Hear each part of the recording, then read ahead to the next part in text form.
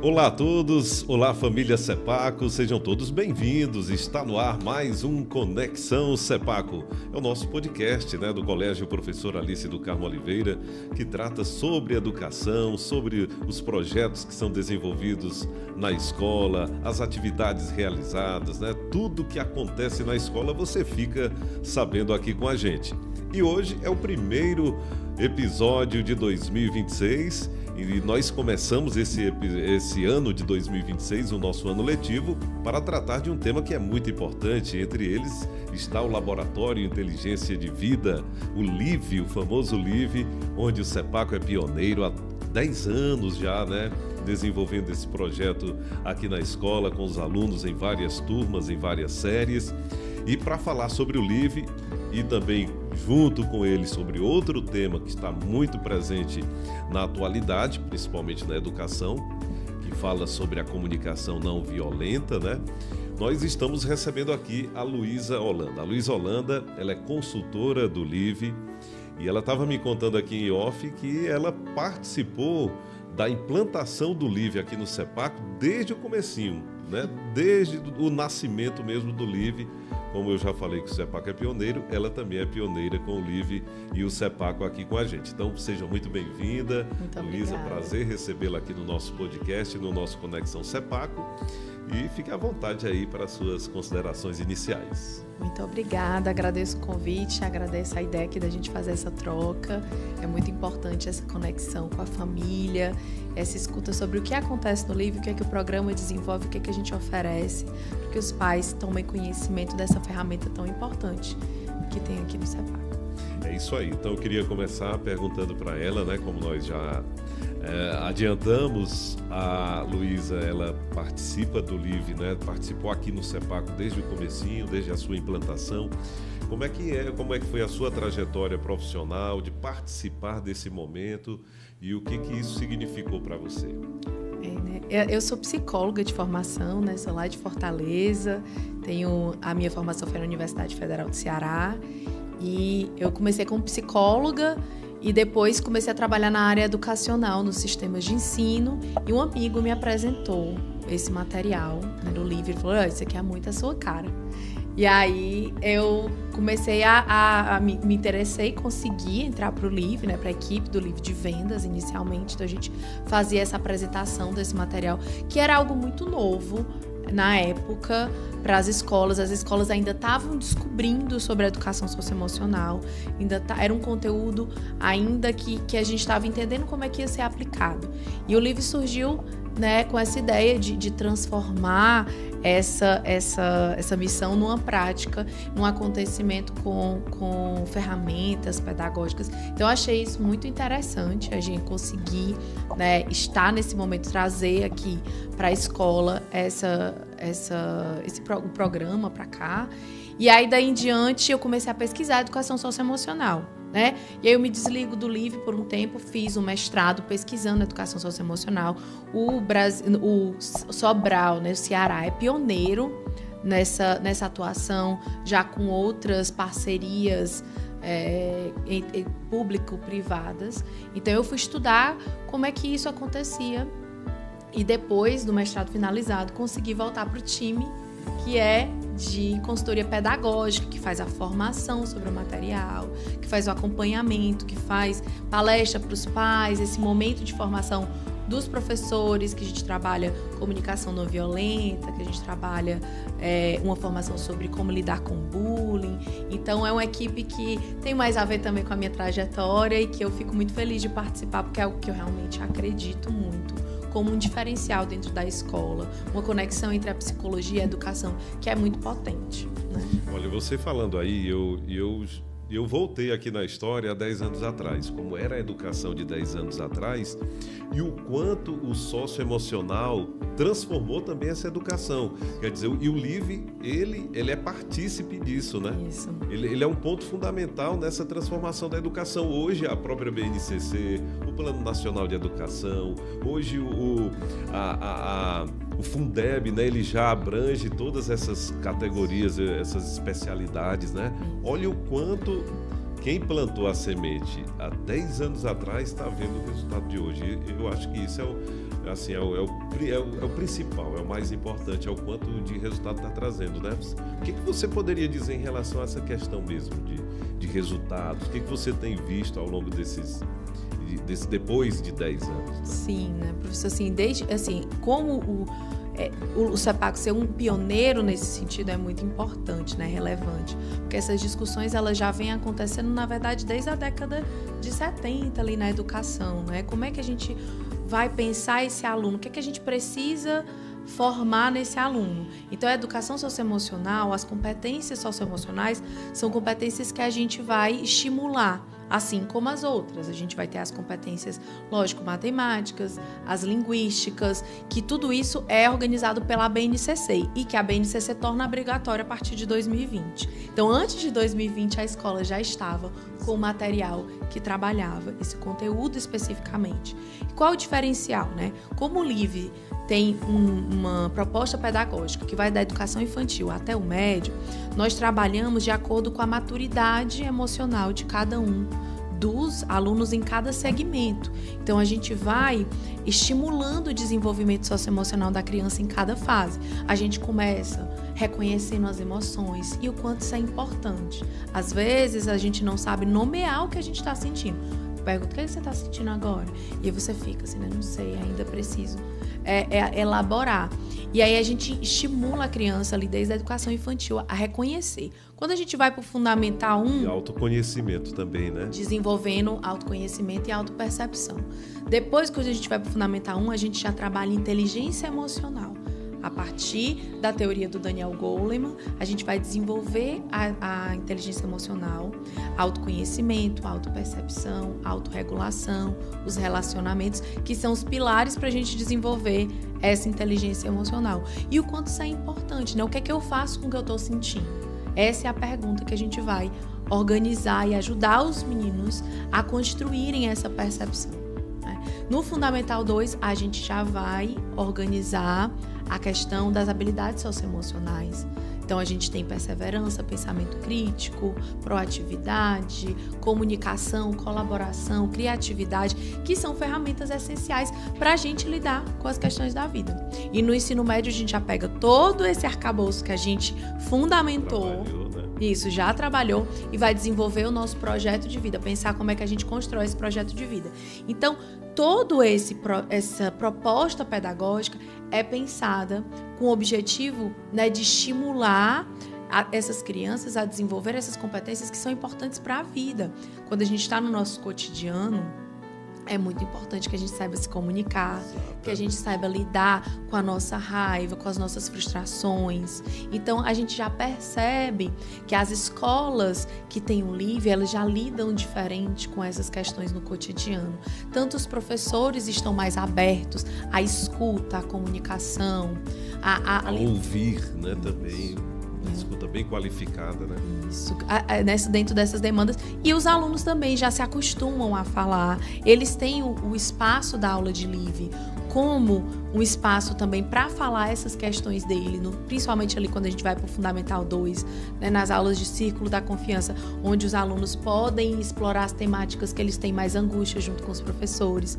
Então, a gente tem uma ferramenta muito potente e muito necessária para a gente entender, estimular, na verdade, esse desenvolvimento emocional. E tudo isso vai caminhando junto com a grade curricular. Né? Eles vão tendo as aulas normais da sua grade e o socioemocional caminhando junto, dando apoio, né? Dando a mão muitas vezes quando precisa. Eu lembro muito que hoje o nosso diretor Maninho, né? Ele lecionou o LIVE em alguns momentos do ensino médio e eu participei em alguns momentos também com eles e a gente via muitas vezes o aluno, ele se sentia até mais à vontade de falar algo até mesmo pessoal da sua vida, né? Ele fugia até da questão mesmo pedagógica e educacional, porque o aluno às vezes para se sentir bem, até no estudo, na aula, ele precisava estar bem consigo mesmo, né? Isso. Com o emocional dele. Então eu via isso muito. E também outra coisa que me chamou a atenção eram as séries, né? Aquelas séries que eram gravadas que falavam da vida real mesmo, e colocava o aluno se vendo ali naquela série, naquele filme, naquela história, né? Isso. No Fundamental 2 e no médio, a gente utiliza as séries né, que são produções exclusivas do Live, que os meninos só têm acesso na aula de Live, e elas são utilizadas como uma metodologia, né, como uma forma da gente exibe ali o episódio, eles vão acompanhar durante as aulas de Live as aventuras e as desventuras ali dos personagens, e aí vão conseguir se identificar através dessas histórias, com os comportamentos desses personagens, com as decisões que eles tomaram, por como eles se sentem. E aí essa identificação ajuda o professor a trazer, né, convocar aí essas questões que os alunos passam, e eles podem trabalhar como um recurso mesmo da sala de aula. E a gente busca fazer isso trazendo as metodologias para incentivar ali os alunos a participarem, a tornar essas aulas mais engajadoras, porque os alunos, muitas vezes, as dinâmicas, eles, eu não quero participar, isso é bobo. Mas com as séries, a gente consegue trazer ali uma linguagem que eles gostam, que eles se comunicam, né? Então, a gente consegue entrar em assuntos que são muito importantes nessa fase do desenvolvimento. E ao longo desses 10 anos, falando hoje, né, depois de tudo isso que já foi vivido, já foi construído pelo Live, o que ele serviu de exemplo também, né, e outras escolas a gente já vê também dando esse destaque, essa atenção para o socioemocional, o que você pode dizer hoje? Que impacto isso gerou na vida das famílias, na vida dos alunos, nas escolas que aplicaram? Isso, né? Assim, o desenvolvimento socioemocional, hoje os estudos já mostram, né, que todas as escolas, né, que trabalham a educação socioemocional são crianças que têm um melhor desempenho na vida adulta.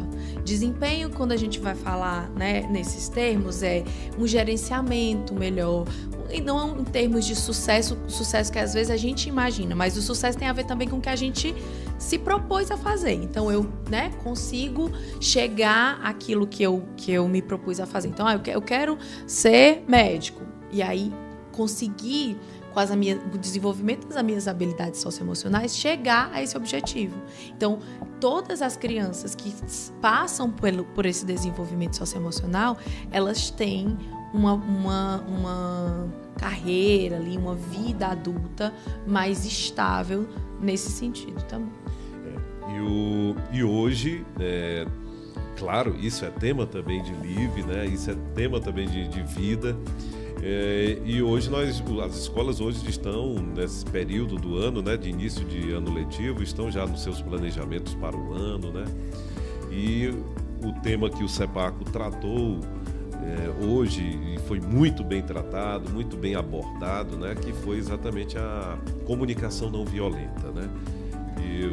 A Luísa hoje esteve com a gente dando essa palestra, né, conversando com a gente, trazendo realmente muita informação, e é um tema que está muito atual, né? Eu queria que você falasse um pouco também sobre isso, sobre essa temática e o quanto ela está correlacionada, tanto com o Live como também com a realidade hoje, né, educacional e da vida das pessoas.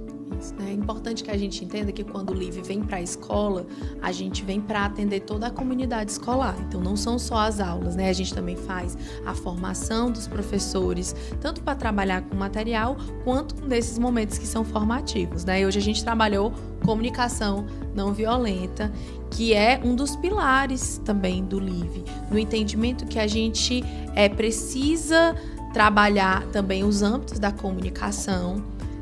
Quando a gente tem uma premissa, por exemplo, que é uma premissa do Live, né, que não existem sentimentos bons ou ruins, a gente está trabalhando comunicação não violenta. A gente está trabalhando essa questão de não julgar os sentimentos. Então, hoje a gente teve a oportunidade de pensar como é que a gente usa a comunicação não violenta na mediação desses conflitos escolares que acontecem a todo momento. A comunicação não violenta, ela serve como um meio para a gente pensar a forma como a gente lida com as relações. Não é que a gente não vai ter conflitos, mas a gente precisa pensar na forma como é que esses conflitos estão acontecendo, por que eles estão acontecendo, acolher, né, tanto as minhas necessidades, quando eu preciso comunicar alguma coisa, quanto a necessidade do outro. E como é que a gente vai transpor esse conflito de uma forma mais tranquila, de uma forma a organizar as necessidades de cada um, porque a gente tem ali 2 pessoas, às vezes mais pessoas, né? Às vezes é o professor e os alunos, tentando chegar ali num interesse, numa questão em comum, que eles precisam decidir para seguir em frente. Então, a comunicação não violenta traz essa fundamentação, traz ferramentas para os professores pensarem os seus cotidianos, como é que eles vão resolver esses tantos conflitos que acontecem no cotidiano escolar. Você poderia dar alguns exemplos práticos, né, do que acontece no dia a dia da sala de aula? Para quem está nos assistindo, as famílias, os pais com certeza estão assistindo, né? O que acontece em sala de aula que pode gerar um tipo de conflito como esse e que a comunicação não violenta pode entrar em ação aí? Pronto. A gente costuma trazer um exemplo na palestra que é sobre a questão do recreio, né?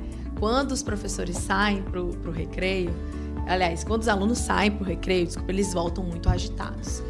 E aí os professores precisam que eles se acalmem para poder começar a dar aula, né? Porque senão eles estão ali numa grande bagunça. E aí você pode pensar, né? No primeiro momento o professor vai dizer: esses alunos não estão nem aí para mim, eles não querem. E isso tudo é um processo de julgamento que a gente faz, né? Então, o primeiro passo da comunicação não violenta é a gente observar os fatos. Observar o que é que está acontecendo. Quais são os fatos? É fato que eu preciso dar aula, é fato que meus alunos voltam agitados depois do recreio, então a gente precisa... Compreensão, né? Tem que ter compreensão. Compreender isso. O que é que a gente precisa olhar as coisas como elas são, sem pensar o que é que os alunos ali, o que é que aquilo significa em si. A gente não está fazendo interpretação, a gente está olhando os fatos, né? O fato é que eu preciso dar aula, o fato é que os alunos estão agitados. A gente precisa mediar isso, né? Depois a gente vai olhar os nossos sentimentos e as nossas necessidades. Como é que eu estou me sentindo? Quando esses alunos não prestam atenção em mim, quando a gente quer falar, né, em casa com os nossos filhos, quando a gente quer falar com eles e eles não prestam atenção, a gente se sente desvalorizado, a gente se sente desconsiderado, sem ser escutado, e isso vai gerando uma raiva, né? Você precisa prestar atenção em mim. Então eu tenho uma necessidade. Meu sentimento é que eu tô sendo desconsiderado, mas qual é o sentimento das crianças quando elas voltam do recreio ou quando elas têm alguma coisa em casa que elas querem fazer para se divertir e a gente precisa que eles cumpram uma obrigação? O sentimento deles é de alegria, euforia. Eles não estão conectados com essa necessidade de seguir a regra. Então a gente precisa também entender os sentimentos deles. E aí depois disso, entendendo as necessidades, então eles têm qual é a necessidade quando eles chegam eufóricos ou quando eles estão desatentos a algo que a gente pede. A gente precisa organizar para que eles fiquem atentos com a gente. Então eu vou conseguir ali, ao invés de fazer uma ameaça, se vocês não se aquietarem, né, eu vou mandar todo mundo para coordenação, ou quando você ameaça em casa, né, se você não fizer o que eu quero, você vai ficar sem a TV, vai ficar sem o tablet. Entender. Porque aquela coisa como se fosse uma ameaça, uma punição. É sempre usando a punição, né? E aí a criança acaba não entendendo por que ela tem que fazer aquilo. Então, olha, vocês estão agitados, é compreensível, vamos respirar junto, que é para poder a gente se concentrar nas atividades que são importantes também a gente fazer, né? Então, se eu estou em casa também da mesma forma, né? Eu entro ali numa disputa com a criança, né? Não, e você vai entender. O que é que você precisa? Não, eu quero passar mais tempo. Quanto tempo você quer passar no tablet ou no celular antes de fazer a sua obrigação? Então, a gente vai negociando, né? Então, são essas ferramentas... E sem precisar ser grosseiro, agressivo, não né? Precisa, né? Claro que nem todos os dias a gente vai conseguir cumprir isso, mas a gente tentar, na maioria das vezes, o que a gente conversou muito com os professores foi: a gente precisa pensar sobre esse assunto, porque na hora que a gente está ali, a gente precisa ter essas ferramentas já estruturadas na nossa cabeça, para poder a gente usá-las no nosso cotidiano. Se a gente não tiver ideia que isso existe, como é que a gente vai usar? Então dá sim para melhorar a comunicação, dá sim para a gente melhorar a forma de lidar com esses conflitos no cotidiano, né? Então a formação vem muito nesse sentido. E olha só, ela falou de situações do cotidiano escolar, mas também familiar, né? Porque isso pode estar acontecendo em casa e você, como pai, como mãe responsável, também Era importante ter acesso a esse tipo de ferramenta para entender, compreender e saber lidar com esse tipo de situação, de emoção, né? Porque a criança, isso é nato da criança, como você mesmo acabou de falar. Então, que dicas mais você pode dar aí para quem está nos assistindo, que vive isso no dia a dia, em casa, na família, ou até mesmo no trabalho, né? Isso pode estar acontecendo, né? Os conflitos, eles acontecem em todos os ambientes, né? Com todas as nossas relações. As relações, elas são conflituosas, mas a gente tem que parar para poder pensar. Então, algumas dicas importantes, né? O primeiro de tudo é ir buscar esse conhecimento. A gente teve aqui a gente faz a formação para os professores, a gente tem um podcast chamado Sinto que Lá Vem História, que também faz isso, né? Traz esses convidados para conversar sobre a educação socioemocional. Então, tem alguns episódios com esse tema de comunicação não violenta, de como lidar com os conflitos em família. Então, a gente já fica esse convite para os pais conhecerem o Sinto que Lá Vem História. Está disponível no Spotify e no YouTube para as famílias acessarem. E eles podem já fazer essa parte dessa formação. Outra dica é também o livro do Marshall Rosenberg, que é Comunicação Não Violenta. Ele tem outro livro excelente também, chamado Surpreendente Propósito da Raiva, que também serve de formação para os pais. Mas acho que o primeiro passo, assim, não tenho nenhuma formação. O primeiro passo é a gente escutar o outro. O princípio básico, diálogo, conversa e tentar chegar a uma mediação desses conflitos. Entender as minhas necessidades, entender as suas necessidades, como é que a gente pode chegar ali ao meio termo para as coisas saírem bem, sem a gente precisar de ameaça, sem a gente precisar de agressividade, sem a gente precisar ali, né, desses artifícios que a gente usa para ser ouvido, para ser considerado muitas vezes numa situação. Então, fazer esse movimento é importante, comunicar os nossos sentimentos, as nossas necessidades e negociar elas com um pouco de paciência, mas tentando chegar ao meio termo, né? Outro momento muito importante que também nós tivemos hoje na fala da Luísa foi quando você falou que o aluno ele aprende mais quando ele é ensinado de forma mais suave, onde não precisa ele ser pressionado a aquilo. Eu queria que você falasse só um pouquinho mais sobre isso aí. Você falou muito bem isso e eu gravei, né? Que não precisa você usar daquela coisa da pressão, da obrigação, de forçar, né? Isso. Existem outras formas, outras ferramentas de fazer ele aprender e aprender melhor e aprender mais, né? Isso, né? Porque assim, a gente não aprende pela coação, pela agressão, pelo trauma, pela via, né, dessa via agressiva. A gente aprende muito mais e melhor, todos, né, os estudos comprovam isso, que é pelo amor, pelo afeto, né? Então, acolhimento. O que a gente vai lembrar com mais força das nossas emoções mais positivas? São essas memórias que vão ficar. Então, quando eu tô, né, tipo assim, quando a gente tinha aquelas cenas, né, do passado, espero que esteja no passado também, né, da mãe com o chinelo na mão, sabe, assim, se você não aprendeu. Então, esse tipo de aprendizado, ele não acontece. Quando você vai conferir se a criança aprendeu aquilo ali, ela não aprendeu. Né? Então, se ela aprende, olha, se você fizer a tarefa, o que é que a gente pode aprender com isso? Se ela entende esse processo, esse conhecimento vai ficar muito mais aprofundado.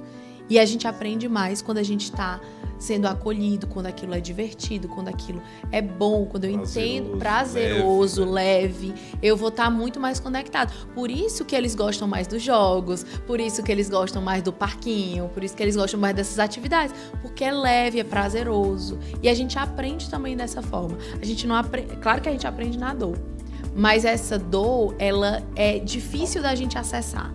O conhecimento que eu tenho das coisas divertidas que eu faço, ele é muito mais rápido de eu acessar. A dor é sempre um processo pesado que a gente tem ali. E não fica... A marca não é a mesma, né? É uma marca que é dolorida. Agora, se eu acesso as minhas memórias afetivas que são divertidas, elas são mais fortes e mais poderosas em termos de aprendizagem. E até para repassar também isso, né? Eu aprendi dessa forma e eu vou repassar também dessa forma, né? E como é já chegando aqui para o final do nosso podcast, como é que será 2026 para o LIVE? O que está sendo planejado? Você está trazendo planejamento e dicas para as escolas, mas como é que o LIVE tem vivido ao longo de todos esses anos e como será esse ano e os próximos anos?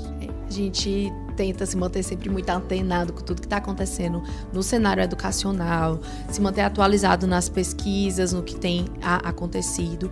Então, para 2026, a gente tem algumas mudanças no material, né? A gente sempre atualiza todo esse material e alguns segmentos ganham alguns incrementos. Então, a gente tem propostas para o Fundamental 1 que conversam com a cidadania digital, que eu vou já falar desse assunto também. E no Fundamental 2 a gente já tem séries novas. O nosso ensino médio foi todo reformulado, buscando falar a linguagem do aluno, escutando eles no processo de construção desse material, escutando os professores de LIVE, escutando as escolas parceiras. Todo esse material foi reformulado. A gente tem séries novas para o ensino médio também. Então, a gente busca sempre estar inovando e trazendo, escutando, na verdade, a demanda das escolas, as demandas das famílias, dos alunos, da interação deles com o material, que a gente está sempre fazendo essa escuta, né? E 2026 também é um ano muito significativo, porque a gente está entrando com as aulas sobre cidadania digital. Então, a gente vai ter um momento de formação da equipe LIVE, né, dos professores de LIVE nas escolas, sobre cidadania digital, e também teremos aulas desse assunto em 2026. Né? O que é importante que a gente entenda? Entender como é que a gente vai lidar com cidadania digital, como é que a gente vai lidar com essas tecnologias, com as redes sociais, com as IAs, com todas essas ferramentas, com celulares, computadores. Então, a gente está... que estão cada vez mais mexendo com a vida das pessoas. Isso. Né? E organizando as nossas relações, né? A gente tem, por exemplo, relacionamentos que acontecem de forma online. Isso muda a nossa relação com os outros, com as pessoas, né? Então, como a gente está entrando dentro desse universo e também a BNCC começa a tornar obrigatório esse trabalho da cidadania digital dentro das escolas, a gente também já está trazendo essa responsabilidade e conectando com as habilidades socioemocionais. Porque para estar dentro de uma rede social, eu preciso de ética, eu preciso saber me comunicar, eu preciso entender essa linguagem, né? Então, a gente tem aí vários quesitos que serão trabalhados dentro do material, correlacionando com essas habilidades socioemocionais. Então, a gente está muito empolgado com essa novidade, né? Para trazer essas orientações para as escolas, para ver como é que vai impactar na vida desses estudantes. Eles precisam ser direcionados. A gente não dá mais para a gente evitar as coisas, né? Elas já estão acontecendo. A gente já tem as redes sociais como uma regra, não é uma exceção, é como uma regra, né? Então, a gente precisa ensinar as crianças a estarem nesse lugar. E é muito difícil quando a gente está aprendendo junto com eles algo, né? Acho que a educação socioemocional, ela também entra dentro desse quesito. Nós não fomos ensinados a lidar com as nossas emoções, a desenvolver as nossas habilidades. Então, eu aprendo muitas vezes com o meu filho dentro desse processo, né? Eu aprendo nas aulas de LIVE a nomear meus sentimentos, junto com o meu filho. E com cidadania digital vai acontecer basicamente a mesma coisa. A gente ainda não aprendeu a gerenciar os celulares na nossa vida, né? Às vezes a gente tem pais que falam, né? Eu não sei tirar o celular, eu não consigo sair do celular, peço pro meu filho, tenho dificuldade. Então, a gente vai estar aprendendo junto com eles. Mas é importante, e a gente sempre reforça aqui, né? Estamos num ambiente, no escola, no ambiente educacional, que a gente continue desenvolvendo os nossos estudos, que servem para a gente no trabalho, que servem para lidar com as nossas relações, com os nossos familiares. Então, a gente tem que ir juntos aí nessa construção, né? É isso. Aí, o nosso podcast Conexão CEPACO de hoje foi com a Luísa Holanda, né? Luísa Holanda, consultora, psicóloga, consultora do LIVE, consultora pedagógica, esteve com a gente aqui no CEPACO desde a implantação do LIVE há 10 anos atrás, é um marco muito importante. E eu queria encerrar aqui a nossa entrevista, Luísa, também lhe agradecendo e parabenizando realmente a todos, né? Você que está representando aqui o Laboratório Inteligência de Vida e que hoje já ganhou o Brasil inteiro, né?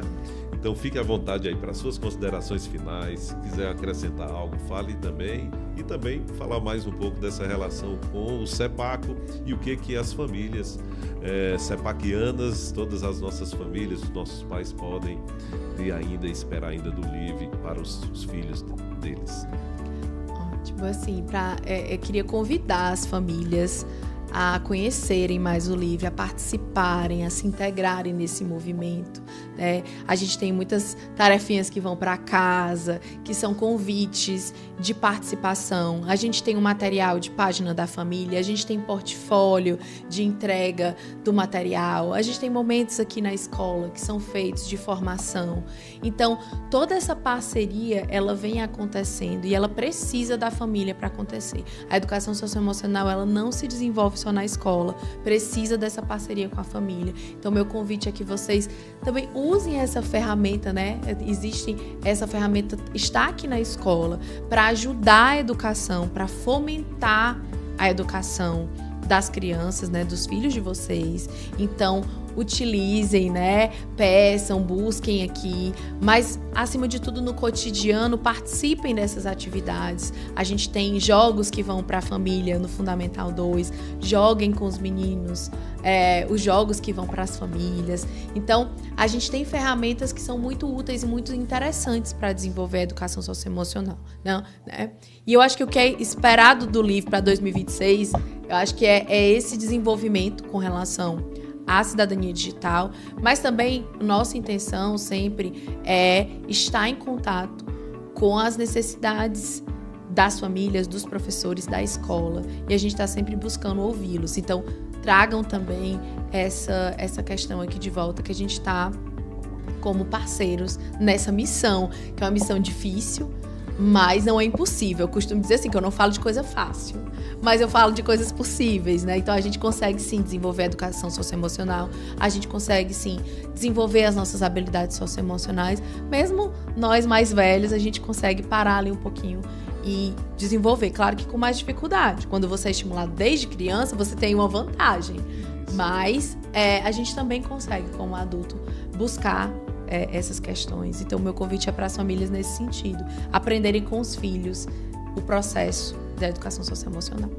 É isso. Muito obrigado, Luísa. E por aqui nós encerramos o nosso Conexão CEPACO de hoje. Muito obrigado a todos e desejamos a todos vocês, né, pais, mães, responsáveis, alunos, você que está nos assistindo, um ano maravilhoso, né, cheio de muitas conquistas, de muitas vitórias, e elas virão, não esquecendo do socioemocional, caminhando junto, e que teremos realmente mais um ano muito produtivo aqui no nosso Colégio Professor Alice do Carmo Oliveira. Um abraço e até o nosso próximo episódio.